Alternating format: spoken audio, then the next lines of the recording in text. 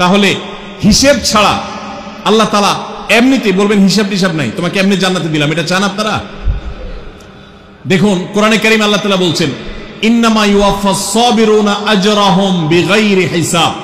আল্লাহ বিনিময় দেওয়ার ক্ষেত্রে, সওয়াব দেওয়ার ক্ষেত্রে দুনিয়াতে যারা সবরকারী হবে, যারা ধৈর্যশীল হবে, যারা সহিষ্ণু হবে, যারা নিজেকে নিয়ন্ত্রণ করতে পারবে, এই সবরকারীদেরকে আল্লাহ তাআলা হিসেব ছাড়া দিবেন।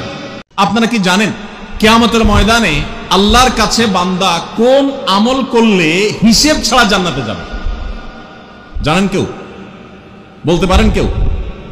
ভাই আল্লাহর কাছে হিসেব দিয়ে জান্নাতে যাওয়া কি সহজ কাম না কঠিন কাজ? আরে আল্লাহর কাছে তো অনেক দূরের কথা। আপনি যে প্রতিষ্ঠানে চাকরি করেন তার মালিকের কাছে, উপরস্থ বসের কাছে একেবারে পুঙ্খানুপুঙ্খ করে প্রতিটা পয়সার হিসাব দিয়ে একদম সবকিছুতে পারফেক্টনেস প্রমাণ করা, এটাই তো একটা কঠিন কাজ, দুঃসাধ্য কাজ। সেখানে সারা জীবনের হিসাব আল্লাহর কাছে দিয়ে পাই পাই করে তারপর আপনি জান্নাতে যাবেন, বিষয়টা এত সহজ না। তাহলে হিসেব ছাড়া আল্লাহ তাআলা এমনিতে বলবেন হিসাব টিসাব নাই, তোমাকে এমনি জান্নাতে দিলাম। এটা চান আপনারা? দেখুন কোরআনে কারীম আল্লাহ তাআলা বলছেন ইন্নামা ইউওয়াফাস সাবিরুনা আজরাহুম বিগাইরি হিসাব। আল্লাহ বিনিময় দেওয়ার ক্ষেত্রে, সওয়াব দেওয়ার ক্ষেত্রে দুনিয়াতে যারা সবরকারী হবে, যারা ধৈর্যশীল হবে, যারা সহিষ্ণু হবে, যারা নিজেকে নিয়ন্ত্রণ করতে পারবে, এই সবরকারীদেরকে আল্লাহ তাআলা হিসেব ছাড়া দিবেন। তাদেরকে সওয়াব দিবেন হিসেব ছাড়া।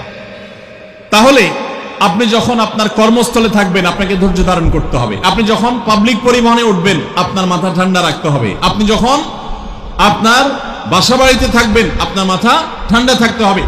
মাথা গরম হয়ে যায় যাদের, হট মেজাজ যারা, কথায় কথায় মাথা গরম হয়ে যায়, ধৈর্যহীন হয়ে যায়, যেখানে সেখানে গন্ডগোল বাধায় দেয়, মারামারি বাধায় দেয়, ধৈর্য সহ্য বলতে কিছু নাই, এই লোকগুলো কিন্তু এই সৌভাগ্যবান মানুষদের কাতারে শামিল হতে পারবে না। ঠিক একইভাবে দাম্পত্য জীবনে সুখী হতে হলে সবর এবং শকর, এই দুইটা মূল মন্ত্রের কোনো বিকল্প পথ খোলা নেই।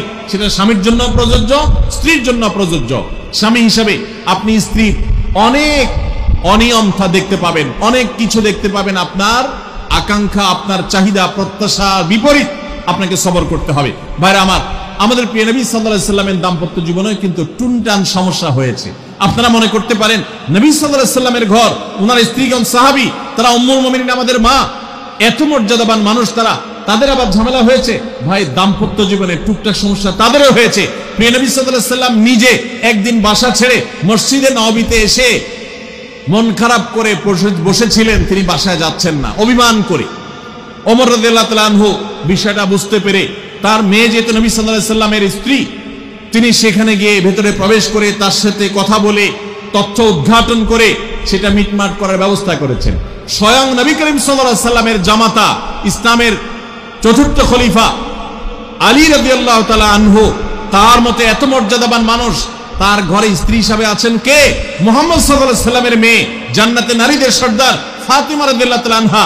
এত বড় মানুষ তারা, স্বামী স্ত্রী দুইজন, দুই দিককার নেতৃত্বে, একজন যুবকদের নেতৃত্ব দিবে, আরেকজন জান্নাতি যুবতীদের, নারীদের নেতৃত্ব দিবে। এত বড় মর্যাদাবান মানুষ, তাদেরও দাম্পত্য জীবনে কিন্তু টুনটান হয়েছে।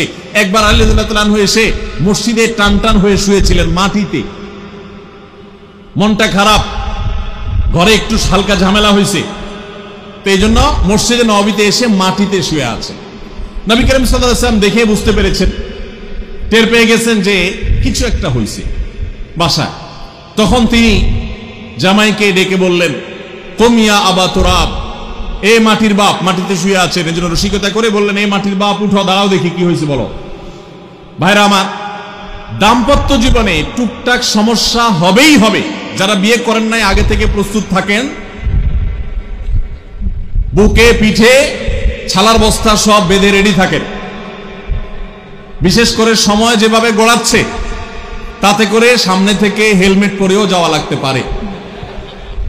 শুধু যাওয়া না, বাসায় ঢোকার সময় বাইক থেকে নামার পর হেলমেটটা আগে খুলবেন না, আগে যা বুঝবেন পরিস্থিতি কি, তারপর হেলমেট খুলবেন। বুঝেন নাই? দাম্পত্য জীবনে টুকটাক সমস্যা হবেই, এটা প্রত্যাশিত। মনে রাখবেন, এই জিনিসটা যদি আপনি আগে থেকে মাথায় রাখেন তাহলে আপনার কষ্ট অনেকখানি দূর হয়ে যাবে। আমরা অনেকে আকাশ থেকে নেমে পড়ি, কি বলে, এত বড় সাহস, এই কথা বলতে পারে কেন? ভাই আশ্চর্য হচ্ছেন কেন? এর চেয়ে বেশি কথা বলতে পারে, মাথা বাড়ি মারছে, আরে ভাই ছুরি মারে নাই যে শুকর আদায় করে। বুঝেন নাই কথা? একই কথা বোনদের জন্য প্রযোজ্য। আমার মা বোন যারা শুনছেন তাদেরকে বলছি, আপনার স্বামীর একটা কথা শুনে আপনি আকাশ থেকে নেমে পড়ছেন, আকাশ ভেঙে পড়ছে মাথার উপরে, কি এটা বললো সে, আপনি ডিপ্রেসড হয়ে যাচ্ছেন। আরে বোন ডিপ্রেসড হচ্ছেন কেন? এটা কেন? আরো শক্ত কথা আপনাকে বলতে পারে, এটা আপনি মাথায় রাখেন। কারণ দিন শেষে তিনি মানুষ, তার ভুল হতে পারে, একটা সময় তিনি তার ভুল বুঝতে পারেন।